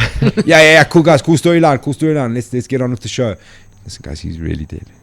Yeah, but you know, It's very hard to die in knew there was WWE, something bro. wrong because I remember I used to be like a mass WWE fan when I was a Latian. When we all. And you knew something was wrong because they actually cut the feed. It wasn't even like they were like panned off to some other storyline. They literally shut the feed down and that was it, bro. You just Yeah. waited in darkness, and then advert started playing, and then they came back. I was gonna say, did they much shut the later. lights off in your house as well? I'll tell you, put a wet blanket on the Fuffy slide entrance for everyone. yeah. Thanks. So we are going to be there this weekend. It's going to be enjoyable. Oh, it's gonna be too Rourke's sick. being a little bish, and he's not going to be there. It's fine, bro. This duo will be running the show. My man. Maybe we'll be accosted again at Times Square Casino. Maybe. Let's see. Cost us at your own peril is what I'm saying. Peril. Just hit him on the cheek. Peril. This is such a Lonnie oath. Yeah. He doesn't say peril. This is peril. Hit him on the cheek and you'll be fine. Yeah. What else happened this weekend? This weekend. UFC? Anthony Joshua beat the brakes off the 280-pound Mexican man. I didn't get to watch the fight. Neither did I. I heard it was just a Not gonna say I technical. tried. I heard he just tried. He just got through it, kind of thing. Bro, you know I was laughing because I watched the weigh-ins and I was like 280 pounds. How fucking fat is that, bro? Yeah, that's hectic. How heavy is 280 pounds? It's like 140 kilos, bro. Yeah, Good lordy. You're not beating He's anybody at 140 kilos. he's bro. quite nimble for 140 kilos. No, fair enough. Like a overweight cat. He'll beat my face off with it. No, he'll beat the fuck out of my face as well. But I'm just saying, bro, like you cannot be a world champion at 140 pounds unless it's shot put. Anyways, what else happens? Oh yeah, they beat old Uberim's lip. Oh It's my split in half, goodness, bro. that was hectic, bro. He won the first 4 minutes. He won the first 4 rounds and 4 minutes 50 of the 5th round, and then just one punch fucking ruined his day. Yeah, but I think that's Rosenstruck's trick, bro. But how crazy was that event? There were 2 majority draws, a twister, the biggest lip cut you've ever seen. What a fucking crazy card. And it was like a nobody card. It was a card that literally no one was interested in. How cool is that Bryce Mitchell? What's his Thug. yeah, Thug Nasty. Yeah. And he's like something about like squirrel soup, and then he keeps asking Reebok to please make his fight shorts camo, bro. Yeah. And He's like proper like outback. No, I think hillbilly is the word they use, bro. Well, have you ever like Jeez, researched his Bella. gym? I think he's like Bahata MMA or something like that. It's literally like 4 fighters in that gym, and he's like the only pro there. And He's it's like, out there doing the damn thing, dude. yeah, no, he's phenomenal actually. He beat who did he beat in the first round of the Ultimate Fighter? It was like a significant win, and then he lost to Brad Katona in the second. Was it not? Oh, no. I think of Vicente Luque, different season. I just get up his Tapology record because I show the exhibition fights. Bryce Bryce Mitchell, Mitchell. BRYCE, and Mitchell MITCHELL. Thug Nasty. That's right up there with Hell Monkey, eh? Yeah. Thug Nasty. Yeah. Shout out to Wade Kispe. Wade Kispe for the dope nickname. Can't wait to see him I fight hope it again. sticks. Listen, That's his nickname. It's on Tapology. That's his nickname. I'll buy a Thug Nasty shirt any day of the week, eh? So he lost to Brad. Jay Cuccinello. Beat Jay Cuccinello, yeah. It wasn't even much of a fight. Tyler Diamond, that was a cool fight. They were also in the house together. But Tyler Diamond was so highly rated, and then since the Ultimate Fighter, he's just kind of like fizzled off. Terrible. Some say it's because of USADA. That Team Alpha Male, because he's from Team Alpha Male, right? Bro, did USADA go out and ban the whole of Russia? Is that USADA, US Anti-Doping Agency? Yeah, USADA. They banned Russia from life for 4 years, bro. That's not fucking around, bro. Yeah. But they'll be available for now for this next Olympics, eh? No, I don't think so, bro. 'Cause 4 they years ban- from all major competition. But their ban began just Whole of before the Russia. last Olympics, didn't it? I don't know. You know what's going to happen? They're Wasn't gonna- that WADA though? No, it was USADA, I'm sure, bro. Well, All the Russians are going to be like, yeah, subset of WADA. I'm competing at the Olympics under, what is that thing in the Olympics? They do like, you don't have your affiliated country or whatever it is. You just fall under this like World Union banner and you just compete there anyway. That's Those are for the interesting. Russians I that didn't know can't be caught, so expect to see 2 Russians fighting there. I'm not fighting, you don't fight at the Olympics unless it's... do that. Boxing or judo. We can go back to UFC245. Roarke. Oh, that's a juicy card this weekend, bro. Bro, I hate it when the EFC does this. That's like the biggest UFC card of the year. Kills me. And the same. Well, that's not so bad because I mean the main card's nowhere near the main card of EFC. It's but just I'm it's saying, such a like, long it's- night, yeah, bro. it's time to sleep. At least EFC tends to end a bit earlier these days. Peter Yan, Uriah Faber. I think Peter Yan's going to beat the brakes with Oh, yeah, I don't think Uriah Faber. Faber's even got a chance in that fight. Marlon Moraes versus Jose Aldo. Bro, Bro, Jose Aldo please- looks sickly, bro. Please try and just Google Jose Aldo. There was a whole Is there a video of There him was a- training, bro? there was an article. There was an article about Jose Aldo and how gaunt he is. I think it was MMA Junkie or MMA Nation. For sure not MMA Mania. Try to warn you, boy. Try to warn you. Yeah, you should probably go back. You should probably go The back. skinny shredded. Bantamweight Aldo skinny shredded. There was literally a link to what we were looking for. Oh, but then you told me to go back. Well, Roarke, use your discretion there. It says Bantamweight Aldo skinny shredded. Because there's all these videos from when... Yeah. Oh. That's not a good photo. There's one where he looks like sickly. Scroll down. Okay. Find something else. Andre Pinero's got his coral belt, and there was a big gathering for the Novo Nio guys for the actual presentation. It was like the annual retreat, and there was a presentation of Andre Pinero's coral belt, and there's a whole bunch of photos from there of Jose Aldo, and he looks bad, bro.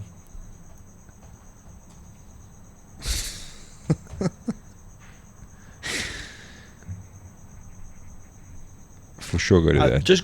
Yeah. Try MMA Junkie, yeah. MMA Junkie is definitely the place to. Dude, I don't know who came up with this fucking idea for Jose Aldo. Just check what connected ones there are. On the bottom, yeah. That's Bantamweight 245. No. I don't know where it is, but it's like a whole collection of photos of him during his fight camp. Try Jose Aldo cutting to 135. Or Jose Aldo Bantamweight. There we go. Go to images. Let's see.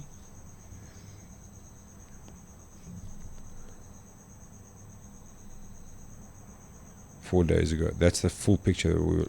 You can open that one. Let's have a look. Is his eyes even open? Bro, he is that shredded and that lean, and he hasn't even done the water cut yet. Yeah, it's going to be interesting. Look, dude, I don't get it. But he's historically had an issue cutting weight, though. Yeah. And now he's dropping a weight category. I don't get it. Brazilians are crazy, bro. Yeah, they are. Yes, look at him, how terrible he looks, yeah. Mental.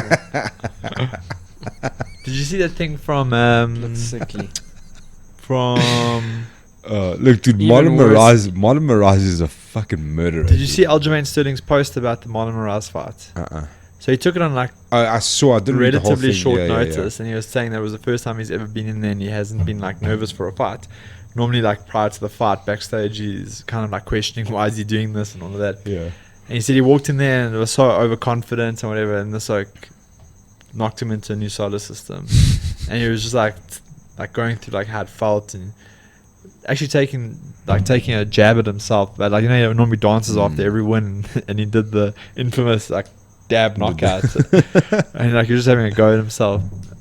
Yeah, That fight should good probably for him. definitely be a rematch soon. Yeah, for sure. So yeah, I think Jose Aldo's gonna get fucking lit up in that. Yeah. fight. So This is a terrible fight for him.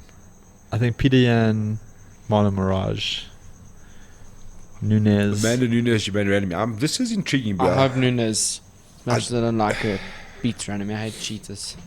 Cheaters. The hate the same thing with Yoel. Like, stop pretending like you don't understand the ref. Get up off your stool. You know, forget Jesus. See you soon, boy. Remember that whole He is thing? so close to getting a title shot off a loss. He is so close to it, bro. I like this fight though, Amanda Nunes versus Jermaine Randy. I think Amanda Nunes is going to beat her face off though. But Yeah, I I also think it's do. going to be a good fight. What do you think about this one? But this for me. Okay, I mean obviously Kamaru and Colby we're going to get into, but Max Holloway versus Alexander Volkanovski. It's always weird for me when a guy as good as Max gets an opponent like Alex Volkanovski, who's obviously fucking world class, but you've like in your head you're like it's just another number for Max. But I think there's a lot more to it than that. I was rewatching his fight with like Chad Mendes. But Volkanovski is a savage, dude. He is. He's a savage. The thing about that city kickboxing team is that they're pretty good at strategizing and putting together a pretty good game plan for their fights. So it poses like a lot of questions for this fight. Max is a savage, right? He's a really good grappler, really good striker, got decent wrestling for MMA. Heart, fucking, he's the full package. Yeah, bro. 100%. And Volkanovski, I haven't seen much of his grappling, but his striking is world class. And you know, his the game plan he brought against Jose Aldo was pretty good. So like, you haven't really seen many openings in his game yet. So it's a massive unknown. But with all that said, like, I think Max is just so good, bro. I think his boxing is really like boxing for MMA. I'm not talking like boxing, purist boxing. His boxing for MMA is really good. Or as his fight IQ is as phenomenal. Brian Mitchell would say, his boxing for cage fighting is really good. Listen, do me a favor, please pull up, go and Google Alex Volkanovski for when he was playing rugby. Have you seen these pictures? No. Is he jacked? Dude. They definitely overlooked he must have been like a hooker or something. Say, rugby. So it's not like Aussie rules, it's proper On rugby. the left there, top left there. He was like, they were saying he was like 250 pounds, dude. Click on that one, Roarke. Yeah. Look at him, I see, bro. but they said he was like 250 pounds. Go that action shot above on the right, top right. Make it slightly bigger if you don't mind, boy. Look, I'm not gonna say I've seen the same sort of tone in the neck at Virgin Active. Look at those thighs, bro. Yeah, bro. Lord have mercy. Is He Boy was definitely wouldn't have passed Jeff thick, Trubisky's bro. sniff test. Boy was thick. Is there a comparison picture? Is he holding a snake? Why That's not, both bro? sides? It's Australia, dude. Don't mess around. He does part of his camp in Australia, part of it in New Zealand, eh? I think so. Dude is a beast, though. Dude is a beast. Yeah, so it's a super interesting fight. If he doesn't win the title now, I think he'll definitely still be in contention at a later stage and probably get the title at some stage. Volkanovski, yeah. Yeah. I think it's one of those again. It's like similar to like a John Jones scenario with all these young guns. Just too Dude, soon. It's too early. You have to ask your wife to hang back on that baking. It's smelling mighty fine up here. It's Christmas, bro. Don't worry. We'll sort you guys out eventually. Those biscuits you gave me the other day they didn't even make it to my house, bro. What a They were munched way before they even got home. Those things are bad news. Bad news. Dude, this fight is so fucking intriguing to me. And I know, like, there's... You're still talking about the Holloway Volkanovski. that one's... Covington. Who do you think... Max Holloway. I'm with Max Holloway all the way. I think he gets it done. I think he stops him in I hope Usman Max literally Holloway's- rips Covington's face Max, off, bro. Max Holloway stops him in the 4th. That's my prediction. That's a pretty good prediction. Bro, I also hope so. I hope so immensely. And I think a lot of people hope so immensely. But I think... this fight is so crazy. They fight almost exactly the same. Their record is exactly the same. Like their age. Well, and don't you reach think is- Covington's like more scrappy? Like Covington's got the same thing that Khabib tries to do. He tries to like pressure you onto the cage, take you down off the cage. Yeah. But he does like this wild, crazy shit to get you to the cage. You know. Whereas Usman's like way more technical. You know, he'll like way more calculated. He'll beat the shit out of you in the kickboxing, and you'll eventually back up to that cage, and he'll fuck you up off that cage as well. I see Kamaru Usman landing like a wild overhand, like also late, 3rd, 4th, somewhere, just knocking him stone cold. But I also see them wrestling each other's fucking faces off for 5 rounds. Yeah. And I'm kind of hoping that they do that. That'll Because someone has to break in that wrestling. For sure, someone has to break. Yeah. See, like... Do you think Kamaru has the same sort of longevity in his gas tank as Colby does? Usman looked decent in round 5 against Woodley, bro. He looked insane, dude. And he almost put him and tried to put him away at the end of the 4th as Yeah. well. He unloaded the tank. And in that fight, he was significantly injured. He went into that fight. I think his foot was broken or something. Yeah, it was something crazy, bro. It was something. He's an animal, dude. He's an absolute fucking animal.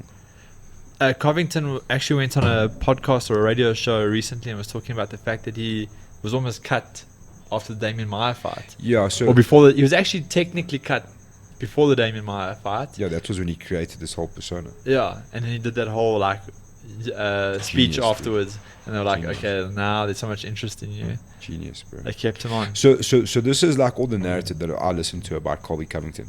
Most people will say that he's actually like a genuinely great guy, like super, super nice, humble, down to earth dude. This whole thing that we're seeing is all 100%. It's a gig, bro. Yeah. Because he knew he was going to get cut because of his fight style. And I mean, Kamaru Usman, if he's honest with you, Kamaru was. I hated Kamaru Usman after when he won the Ultimate Fighter. But I was like, good lord, I can't stand this dude. You know what I mean? Like I couldn't stand it's the fight style. He's so. It's not even the fight style. It's just like he says the wrong things. You know what I mean? You're trying to be arrogant at a point when you haven't really earned that arrogance. I don't know what's going on there, bro. You know what I mean? Like it was very hard to watch him, and then it's that more fan unfriendly type of fight style. That makes it difficult for you to move the needle. Well, so I think Colby realized that, and he just adopted this heel role. And look, I also think he's probably thinking, you know, look, after this, there's a life for me in WWE, you know. Yeah. And he does it fucking well, bro. He's brilliant at it because you're making people want to watch you lose. Yeah. Don't you find that like Usman's style has progressed to a point where his wrestling has become slightly attractive to watch because his striking's also become like really like world class. I love the way he's piecing the two together. Yeah. He's using the striking and then blending it in with the It's grappling. a beautiful flow between the two. It's amazing to watch, dude. The two elements. And to do what he did to Tyron Woodley, dude, I never thought I'd see that happen in my lifetime. That was What's insane. What's happening to Tyron Woodley though? When's he coming back? Oh, bro, he's been making a rap album. They're talking about Tyron Woodley versus Leon Edwards in London. Okay. I think it's a nice fight to watch. When can we see Gamebred versus Leon Edwards 2? But in a cage this time. A lot of people That was good, I pieced them up one time. Apparently, from what I've been hearing, I mean, not that I've got inside sources, but just what's out there in the media, is that Jorge Masvidal and his management are pushing for Nick Diaz. I also saw that. I did see that. Nick, they've got 3 fights. Put both Diaz brothers in the grave. Thank you very much. Nick Diaz, Conor McGregor, and there was someone else. Ronda Rousey. Yeah. He wants to beat all the biggest names. The Nick I Diaz think the Nick so Diaz bad for fight. Nick Diaz, yeah, bro. it's horrible for Nick Diaz, but I'm gonna watch the shit out of that. Bro. Yeah. You know what I I'm mean? gonna save it, make it. Nothing a fucking grinds me more than when Nate Diaz says, "Oh, Nick Diaz is the greatest fighter ever." Does that offend you? But I never knew that about you. It's like it's statistically incorrect. Like he's fucking nowhere near the greatest fighter in history. Yeah. I mean, Damian Maia is obviously the greatest. Oh yeah, fighter he in is. He's history. fucking the goat. I'm sure someone I know ran into him on the streets in New York. Have you ever been to New York? Bro? Yeah, dude, I don't know. I'm super intrigued by this fight. I honestly think Kamaru versus Covington can really go either way. If it goes to a decision, it's gonna get nasty, dude. Nick Diaz is the greatest fighter of all time. Oh God, here we go. Listen, boy. Today we can go to that Facebook page. Listen, guys. What page? UFC 245, EFC83. It's gonna be a fucking great weekend, is what I'm That's saying. gonna be awesome. No, And it's no. quintet this weekend. Oh, and that quintet is juicy as all hell. That's so Bro, nice, bro. Can we see those? Can we see the lineups? Yeah. I saw some of them. They look epic. I saw that. Is it You sent the us the thing, didn't you? Yeah, I With did. the lineups. UFC one? Yeah. So it's UFC versus Strike UFC Force. versus Strike Force versus WEC. Yeah. Let's do that. Quintet. Dude, Quintet Ultra. this is the best thing ever, bro. I honestly, like, if every grappling competition going forward was just quintet, I'd be the happiest man on earth. I love this shit. I don't know why. It's so exciting. Although there's been some flipping great grappling lately, Yeah. like grappling events. It's weird that they put some grandpa on the cover though. Jeez. Oh yeah, it's like a rubber. Team UFC. Who's Gordon Ryan's? There's a super fight between Gordon Ryan and someone here as well. It's Gordon Ryan and Olsenik, bro. The dude with the that. What is the choke he Gordon does? Ryan's gonna fuck that dude up. Something chronic, It'd be bro. fucking cool to watch though. Anthony Johnson. That is amazing. I feel sorry if you catch Anthony Johnson. So who's Team UFC? Anthony Smith, Anthony Johnson, Sean O'Malley, Clay Guida, and Gilbert Burns. Could have for sure put a better group Not the together than that. greatest grappling team I've ever Okay, seen. but Gilbert Burns is fucking one of the greatest grapplers in history, right? Okay, average Gilbert. Clay Burns, Guida and nice. Sean O'Malley don't make sense in that. Because it's weight as well. And Anthony Johnson also doesn't make sense. Anthony could have Johnson got wrapped up quick sticks by Craig Jones in that. They could have put your best friend, Damian Maia, onto this card. Yeah, for sure put Damian Maia on that 100% team. put Yeah. Damian Maia on this card, bro. How is Damian Maia not there? Is what I want to ask you. 100%. And, okay, as much as we don't like him, they could have even put Nate Diaz on that quintet card. Yeah, listen, not the best card UFC team, should we say? Ooh. Okay, But they're trying this to is Team hype up the Pride. Johnson return. Yeah. Johnson's returning to heavyweight. Yeah. Wait, is he coming back to the UFC? Yeah. His His first fight is at heavyweight. He's Yeah. coming back at They're heavyweight. talking about Yeah. him versus Francis. Well, he ran a Ngannou. cycle of all of the juices and then he's gone. Yeah, at least he was honest about it, bro. Okay, listen, let's I go. think he has Sakuraba. only been pumping iron and drinking juice for the last... But I'm not sure and how. being a I'm not sure, bodyguard for bare I'm not knuckle. sure you know how it works. You don't drink the juice, actually. No, that's how dedicated... that's how dedicated he is, though. He skipped the You zad so injectables. much, you're just drinking. He's like, I need. Who is it? How's your injection? Injections are too small, bro. Back before He's the... just slamming one of these, bro. You- 500 mils of dick. You lot. You mock me, right? But Even back, Marcel Teniers, bro. He's back like, before... Back before the drips were banned, do you remember that one guy who forgot to buy needles? It was. So they cut the end off of the bag and made him drink the solution. that's kind of the opposite of how drips Lance goes through. Aronia. Yes, oh, that was What awesome. a genius. I had to roll that guy once. It was pretty funny. I caught him in my patented Kimura trap. He wasn't happy. I mean, if, Oh, then you should love the fact that your Kimura man is, yeah? Mr. Sakuraba. Sakuraba is my hero. Takushi Gomi, Gregor Gracie, Hector Lombard, Eve Edwards. That is a decent team. That is a decent team. Let's see Team WC. oh, Chad, Money. Chad all the Juice The Mendes. problem is, you know what the he biggest put part. don't call him that. He just put something on for his eczema. Okay. So That went straight through his skin into his bloodstream. Yeah. and pissed hard. um, We've all been there. the problem with having wrestlers in your teams is that every time there's no submission, both people are eliminated. Yeah. So you can't push out till the end. You have to submit your opponent to stay on the mat. Oh, wait. Fair enough. Chad Mendes. James Krause came Glover- up with a big one recently. Yeah. Glover Teixeira, Mark Munoz, Cub Swanson, James Krause. Fuck, that's also a cool team. I feel like these teams could have been slightly better though. Yeah, but they went for the like biggest names that have come out of those organizations that were available to grapple instead of putting together the best grappling team. Oh, this is a team I like, bro. Gilbert Melendez, Jake Shields. Jake Shields struggling to find a win at the moment though. Yeah, he just lost to Homolo, huh? Yeah. And Nata Sobral, I haven't seen that name for a long time. He got axed from the UFC for holding on to a choke too long.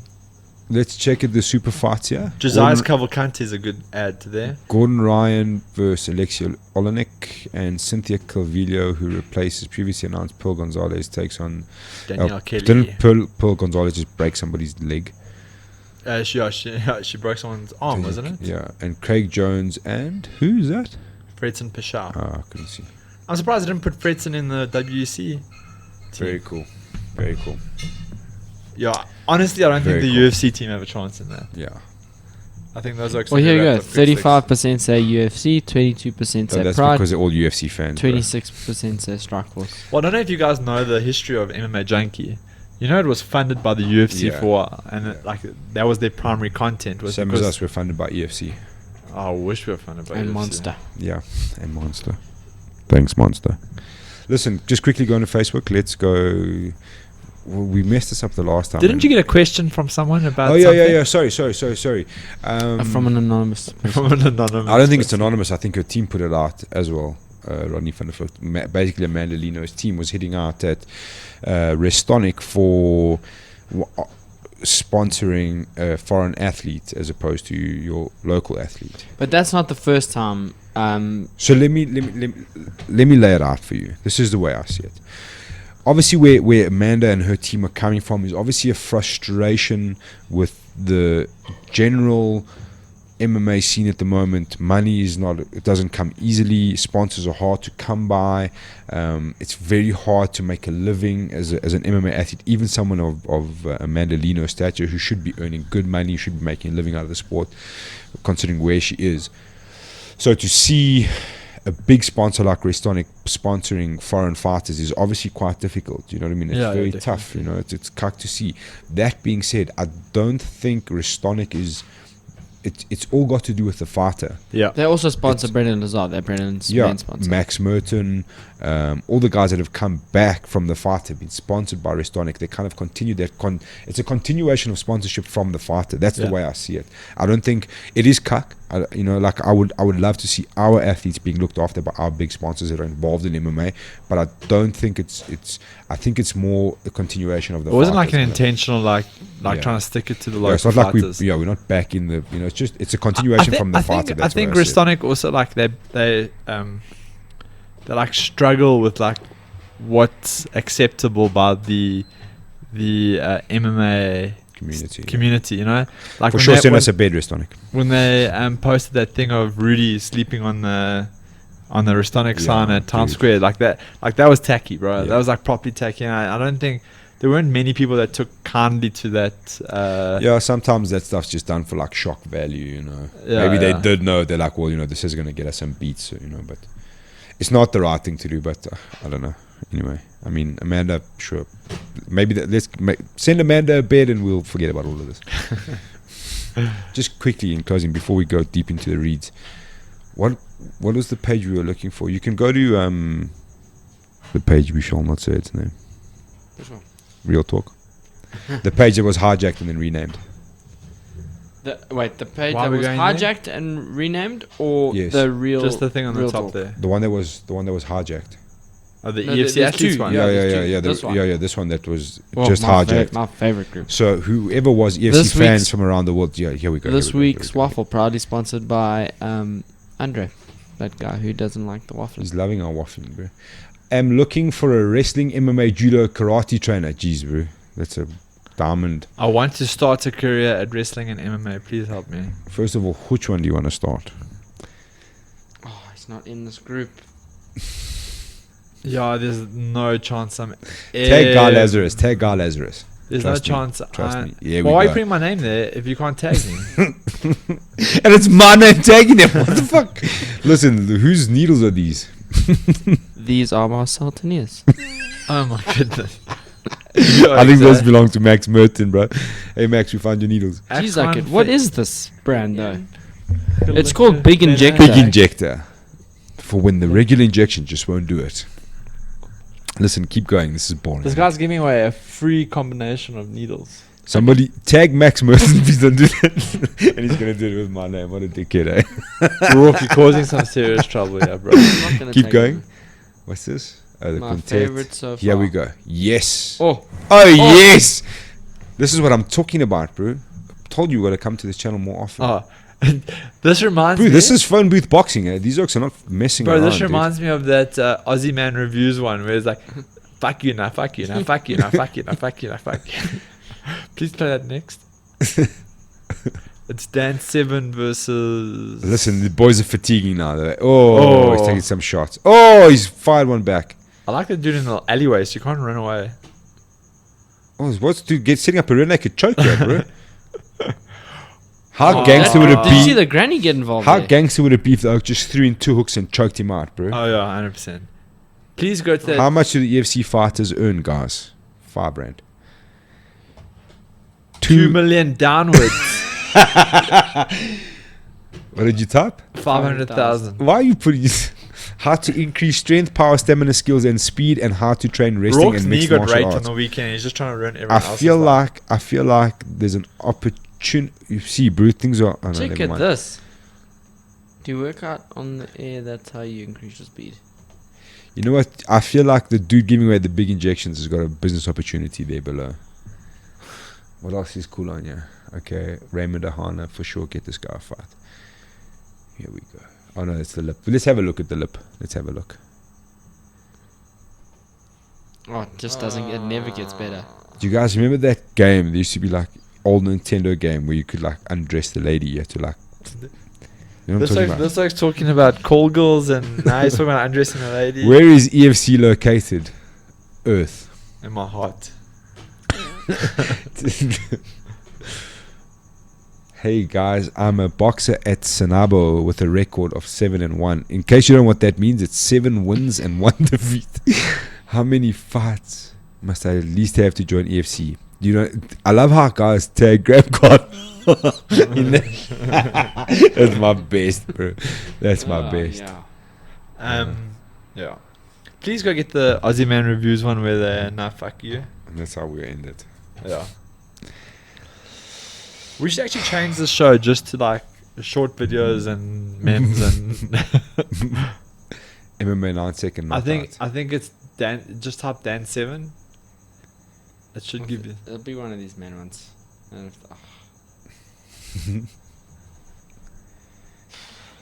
This one. Man, Yeah, this there we one, go. Get the volume Ladies and gentlemen, this is how real blokes fight. No mucking around, straight into it. Fuck you, nah, fuck you, nah, fuck you, nah, fuck you, nah, fuck you, nah, fuck you, nah, fuck you, nah, fuck you, fuck off, you fuck off, cunt, fucking piss off. I was here first, no you weren't, I was. Fuck off, piss off, bugger off, fuck you, nah, fuck you, fuck you, quick hug, yeah, quick hug. Oh yeah, nah, fuck you, nah, fuck you, nah, fuck you, nah, fuck you, fuck you, fuck you. Fuck you! Fuck you! Fuck off! Fuck off! Quick hug! Yeah, quick hug. Nah, yeah, fuck you! Nah, fuck you! Fucking fuck off! Fuck! Quick lay down? Yeah, alright. Nah, oi, fuck off! Fuck! Fuck you! Fuck off! Fuck yes! Crikey! Get a look at Yoshi. He's like, oi, can one of you bastards pick up my eyeballs? Cheers! Oh, that is too much, bro. It's old. Ah, fuck, that's amazing. He's actually got a couple of those no fuck. My stomach hurts a little. That was No, great. that's because your wife's baking something delicious downstairs, bro. That was great. I think we need to end every week like that. Oh yeah. Cool, guys. Thanks for watching. Hit subscribe if you down there in YouTube. See you at the fight, EFC83 Times Square, Saturday. Get there early from 1 p.m. I'm just kidding. Don't be there at 1 p.m. There's fuck all happening at 1 p.m. Although it's Times Square, you can find something to do. That's the best part better about than it. Carnival You don't City. have to worry Pizza. about people stabbing you with knives. It's great. I'm excited. Who stabs you with knives? Hey, bro. Then Brakpan. and dog dish, boy. Things can go Oh, down, man. my man. Things can go Oh, down. man. I'm super excited. It's going to be sold out. It's going to be fucking crazy. See you later. Peace.